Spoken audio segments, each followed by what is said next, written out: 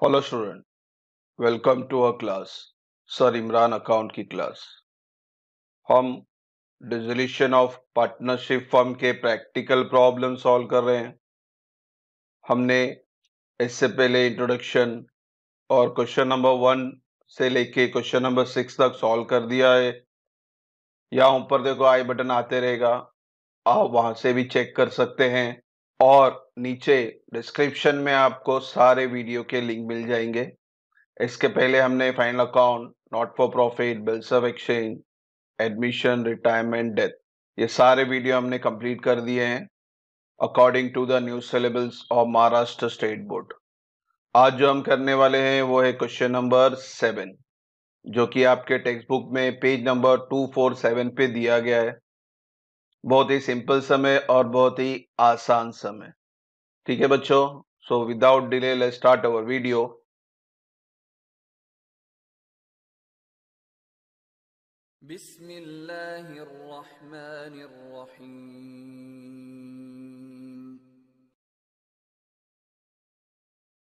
आज जो हम कर रहे हैं क्वेश्चन नंबर 7, जिसके अंदर 3 पार्टनर है, सायस, सुमित और हेमंत।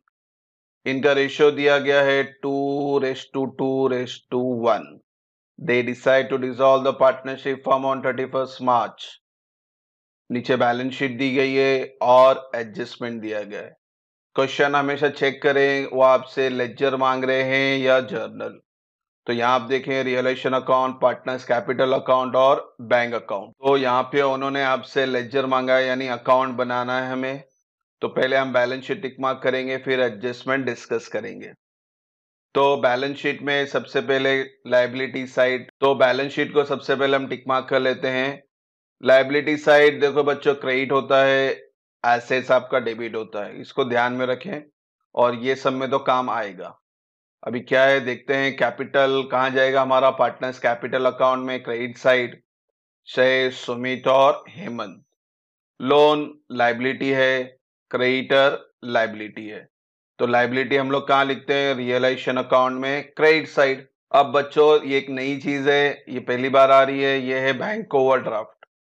आपको बेसिकली एसेट्स में कैश और बैंक दिया जाता है हमेशा, तो हम लोग कैश बैंक अकाउंट बनाते हैं। मगर इस समय आपको बैंक आपको लायबिलिटी साइड दिया हुआ है और यहाँ पे वर्ड दिया उन्होंने बैंक ओवरड्राफ्ट। तो यहाँ पे हम जो बैंक अकाउंट बनाएंगे, तो जो बैलेंस लिखेंगे वो बैलेंस हम लिखेंगे क्रेडिट साइड। बेसिकली बैंक और कैश कहाँ आता था हमारा, एसेट्स में।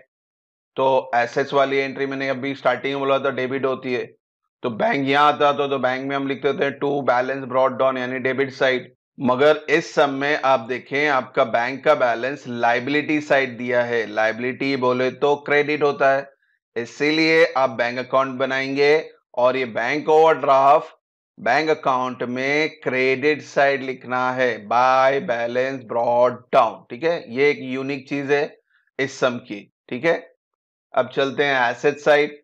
प्लान, डेटर और स्टॉक तीनों ही जाएंगे हमारे रियलाइजेशन अकाउंट में, डेबिट साइड। तो इस तरह से हमने बैलेंस शीट मुकम्मल की, कंप्लीट हुई। अब चलते हैं एडजस्टमेंट की तरफ। एडजस्टमेंट करने से पहले आपको हमेशा बोला हूं, एडजस्टमेंट की जर्नल एंट्री जो कि इंट्रोडक्शन में बताई थी मैंने, यहाँ राइट साइड में देख लो।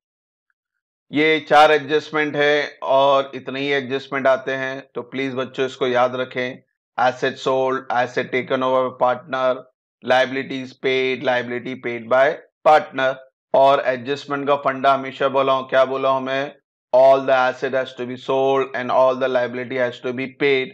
अगर एडजस्टमेंट में लायबिलिटी और एसेट्स के डिटेल दिए हैं तो उस हिसाब से ट्रीटमेंट करें। नहीं डिटेल आ रहे हैं तो आपको अपने मन से बुक वैल्यू के हिसाब से एसेट को बेच देना है और लायबिलिटीज को पेड कर देना है।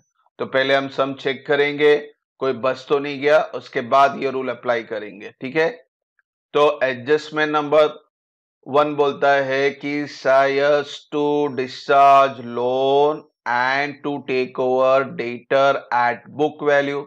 बुक वैल्यू का मतलब होता है बैलेंस शीट में जो कीमत दी जाती है उसके बारे में बोलता है, वो बुक वैल्यू का मतलब ये होता है।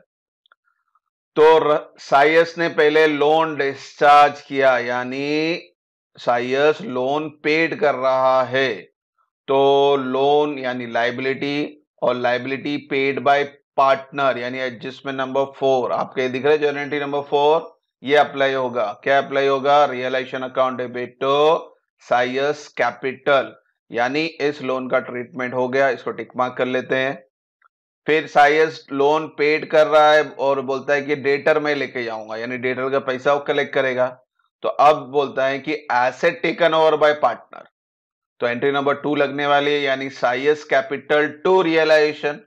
तो फिलहाल डेटर को टिक मार्क कर लेते हैं। फिर है नंबर 2 प्लांट रियलाइज। अच्छा बच्चों यहां देखो प्रिंटिंग मिस्टेक है, ये 35,000 नहीं है, इस 1,35,000। ठीक है बच्चों, तो ये करेक्शन कर ले आपके टेक्स्ट बुक में भी, ये 1,35,000 है। तो नंबर 2 और नंबर 3 बोलता है कि प्लांट रियलाइज और स्टॉक रियलाइज। रियलाइज मतलब सोल्ड करना, तो आपका एसेट सोल्ड का एंट्री है। तो एसेट सोल्ड की एंट्री क्या बनती है बच्चों? Bank account debit to realisation. Cash नहीं लिखना है क्योंकि सब में बैंक वर्ड है, तो आपको एंट्री में बैंक वर्ड यूज करना है, कैश वर्ड यूज नहीं करना है। तो प्लांट और स्टॉक रियलाइज हुआ तो bank account debit to realisation account, तो प्लांट और स्टॉक दोनों को टिक मार्क कर लेते हैं।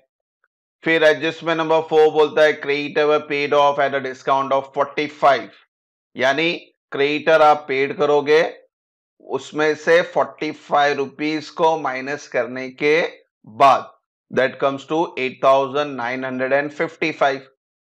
तो आपका क्रेडिटर पेड ऑफ हो गया, लाइबिलिटी पेड हो रही है। लाइबिलिटी पेड का मतलब रियलाइजेशन अकाउंट में डेबिट और बैंक अकाउंट में क्रेडिट। तो बहुत ही सिंपल सम है, सारे एडजस्टमेंट में टिक मार्क कर लिए, आप भी टिक मार्क कर लें टेक्स्ट बुक में, नहीं है तो स्क्रीनशॉट ले ले।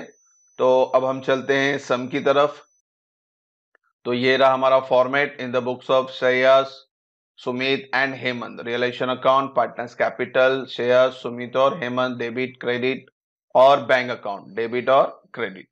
ठीक है बच्चों, तो अब चलते हैं हम लोग सबसे पहले आपका पोस्टिंग की तरफ। तो बैलेंस शीट में चलते हैं। बैलेंस शीट में लाइबिलिटी साइड आप देखें, आपके क्वेश्चन में पहली एंट्री है कैपिटल की। कैपिटल हम लोग कहाँ लिखते हैं? पार्टनर्स कैपिटल में क्रेडिट साइड, तो यहां लिख लेते हैं बाय बैलेंस ब्रॉट डाउन 90, 60 और 30,000। तो अब कैपिटल के नीचे लिखा था लोन और सन्ड्री क्रेडिटर, जो कि लाइबिलिटी है, और लाइबिलिटी हम लोग कहाँ लिखते हैं? रियलाइजेशन अकाउंट में क्रेडिट साइड। पहले हेडिंग लिख ले बाय सन्ड्री लाइबिलिटीज, फिर लोन क्रेडिटर, इनर कॉलम में टोटल करें और बाहर लिख दे 21,000।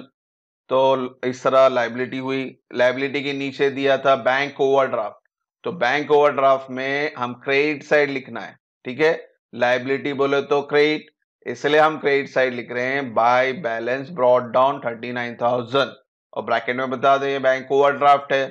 ठीक है बच्चों, वापस रिमाइंड करा दो, बैलेंस शीट में लाइबिलिटी यानी क्रेडिट होती है और एसेट्स यानी डेबिट होता है। तो अभी हमने सिर्फ लाइबिलिटी एंट्री पास की, तो हमने सब जगह क्रेडिट साइड में लिखा है। तो ये बेसिक रूल है, याद रखें पोस्टिंग के लिए। तो लाइबिलिटी अब कंप्लीट हुए, अब चलते हैं एसेट्स की तरफ। एसेट्स में तीन ही एसेट्स है, प्लांट, डेटर, स्टॉक। तो ये तीनों एसेट चले जाएंगे रियलाइजेशन अकाउंट में डेबिट साइड। हेडिंग लिखें पहले टू सन्ड्री एसेट्स, फिर नीचे उनका डिटेल डालें और टोटल करके बाहर लिख दें 2,40,000। तो इस तरह से आपने बैलेंस शीट कंप्लीट कर ली। अब चलते हैं एडजस्टमेंट की तरफ। एडजस्टमेंट नंबर 1 में दो चीज थी, साइयस पहले लोन पेड कर रहा है और फिर डेटर को लेके जा रहा है। तो लोन पेड बाय साइयस, क्रेडिट द गिवर, तो पहली एंट्री आएगी आपकी पार्टनर्स कैपिटल में क्रेडिट साइड, और साइयस के कॉलम में 12,000 लिखेंगे बाय रियलाइजेशन अकाउंट, ब्रैकेट में आप बता दे लोन है। पार्टनर्स कैपिटल क्रेडिट हुआ है, इसका मतलब रियलाइजेशन अकाउंट डेबिट होगा, तो यहां लिख लेते हैं टू साइयस कैपिटल लोन 12,000। इसके बाद साइयस डेटर को लेके जा रहा है। Now asset taken over by partner, साइयस रिसीवर बने अभी, डेबिट द रिसीवर, तो यहां लिखेंगे हम लोग टू रियलाइजेशन अकाउंट 45,000 साइयस के कॉलम में, और ब्रैकेट में लिख दे डेटर। अब साइयस डेबिट हो रहा है तो रियलाइजेशन अकाउंट क्या होगा? क्रेडिट होगा, तो यहां लिख लेते हैं बाय साइयस कैपिटल डेटर 45,000, अमाउंट लिख देंगे। फिर एडजस्टमेंट नंबर 2 और 3 में प्लांट और स्टॉक रियलाइज हुआ है, एसेट रियलाइज यानी पैसा आ रहा है, और बैंक अकाउंट यानी personal account, debit the receiver, तो बैंक अकाउंट में डेबिट साइड लिख देंगे टू रियलाइजेशन अकाउंट, ब्रैकेट में एसेट्स लिखेंगे, बैंक अकाउंट डेबिट हो रहा है यानी रियलाइजेशन अकाउंट क्रेडिट होगा, तो यहां लिख लेते हैं बाय बैंक अकाउंट, ठीक है। अपोजिट अकाउंट अपोजिट नेम, पैसा आ रहा है डेबिट और रियलाइजेशन अकाउंट से एसेट जा रहा है यानी क्रेडिट। अब सारे डिटेल आपको रियलाइजेशन में बताने होते हैं इंस्टेड ऑफ बैंक अकाउंट। तो अब हम डिटेल लिख लेते हैं बैंक के नीचे, प्लांट और स्टॉक। प्लांट का प्रिंटिंग मिस्टेक था, 35,000 लिखा था क्वेश्चन में, आप करेक्शन करें, इट्स 1,35,000, तो प्लांट 1,35,000 और स्टॉक 72,000, ये आपके एडजस्टमेंट में दिया है। Total comes to 2,07,000। अब ये 2,07,000 आप डायरेक्टली यहां लिखेंगे बैंक में debit side in front of realisation 2,07,000। फिर इसके बाद लास्ट एडजस्टमेंट है creditor paid off at a discount of 45 rupees. अब लास्ट लाइबिलिटी बच रही क्रेडिटर की आपकी, तो क्रेडिटर आपका लाइबिलिटी है, लाइबिलिटी पेड करना है, तो पैसा आ रहा है या जा रहा है, जा रहा है, तो बैंक क्या होगा, क्रेडिट होगा, और रियलाइजेशन क्या होगा आपका, डेबिट होगा। तो यहां लिख लेते हैं to bank account creditor, 45 rupees minus करना है, किसमें से, ये 9,000 है, इसमें से 45 रुपीज माइनस करना है क्योंकि डिस्काउंट मिल रहा है, तो आप पेमेंट करेंगे 8,955 का, और इसका सेकेंड इफेक्ट जाएगा आपका बैंक अकाउंट में क्रेडिट साइड, यहां लिख लेते हैं by realisation account creditors, bracket में लिख दें अमाउंट 8,955। तो इस तरह से हमारा सम मुकम्मल हुआ, कंप्लीट हुआ। अब हमारा लास्ट स्टेप है क्लोजिंग द अकाउंट। तो सबसे पहले हम रियलाइजेशन अकाउंट बंद करेंगे, आपका क्रेडिट का टोटल बड़ा है, इट्स 2,73,000, तो हम दोनों साइड लिख देंगे 2,73,000। इस 2,73,000 को डेबिट के टोटल से माइनस करेंगे तो आपका आंसर आता है 12,045 रुपीज, ये जाएगा पार्टनर्स कैपिटल में, ये आपका प्रॉफिट है। शेयर सुमित और हेमंत में, उनके रेशियो में बांट देंगे आप 2:1 में। रेशो किस तरह बांटना है हर सब में बता रहा हूं, आप यह ध्यान दें। क्या करना होता है बच्चों, पहले आपको टोटल प्रॉफिट को टोटल रेशो से डिवाइड करना है। टोटल रेशो कितना है बच्चों, 5 आ रहा है, तो यहां नीचे कैलकुलेशन देख लो, प्रॉफिट आपका 12,045 है, उसको मैंने 5 से डिवाइड किया, तो आपका आंसर आता है 2409। इस 2409 को हर एक रेशो से आप मल्टीप्लाई करोगे, तो यहां नीचे देखो वापिस से लिखा है मैंने कैलकुलेशन, साइस का था 2409 इंटू 2, तो आंसर आया 4,818। फिर सुमित का रेशो भी 2 था, तो 2409 इंटू 2 अगेन 4818। फिर हेमंत का रेशो 1 था, तो 2409 इंटू 1, तो आंसर रहा 2409। तो ये आप फिगर यहां लिख लेंगे 4818, 4818 और 2409।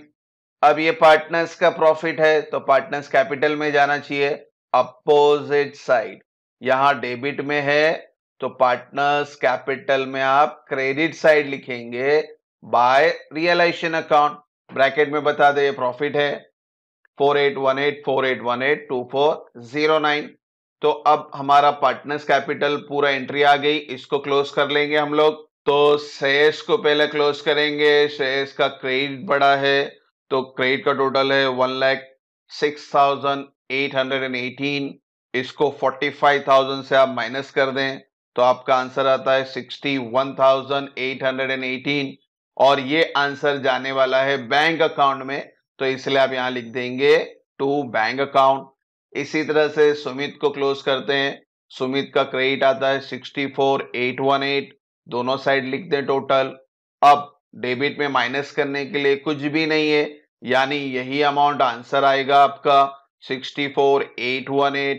इसी तरह से हेमंत को क्लोज करेंगे, हेमंत का क्रेडिट का टोटल है 32,409, इसके पास भी डेबिट में माइनस करने के लिए कुछ भी नहीं है, यानी यही अमाउंट आंसर बना आपका 32,409।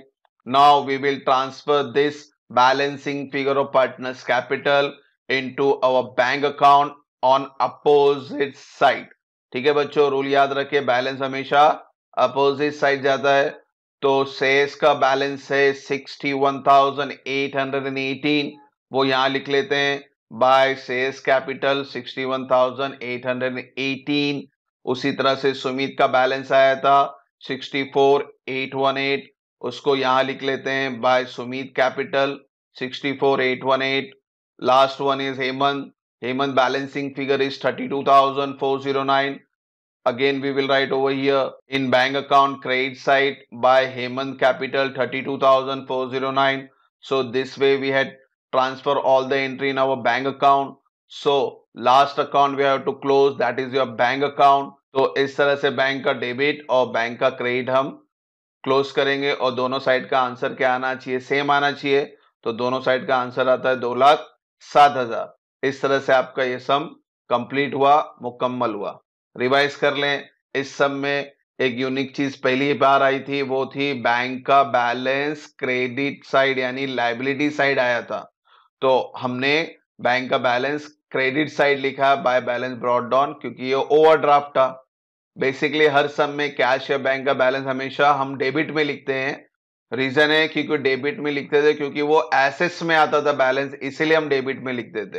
एसेट बोले तो डेबिट। इस सम में आपका बैंक का बैलेंस लायबिलिटी साइड आया था, लायबिलिटी साइड बोले तो क्रेडिट। तो इस वजह से आपको बैंक का बैलेंस आपको क्रेडिट में लिखना पड़ा। और एक चीज आपके एडजस्टमेंट में प्लांट में प्रिंटिंग मिस्टेक था, वो था 1,35,000 का। क्वेश्चन में आपको 35,000 लिखा है जबकि वो है 1,35,000। फिर आपका नॉर्मल स्टेप है, आपने पहले रियलाइजेशन बंद करना है, पार्टनर्स कैपिटल में शिफ्ट करना है बैलेंस को, फिर पार्टनर्स कैपिटल बंद करना है और बैंक में शिफ्ट करना है। तो इस तरह से आपका क्वेश्चन नंबर 7 कंप्लीट हुआ, मुकम्मल हुआ। इंशाल्लाह हम लोग नेक्स्ट वीडियो क्वेश्चन नंबर 8 पे बनाएंगे। Hope so, there will be no doubt. Thank you for watching the video. God bless you.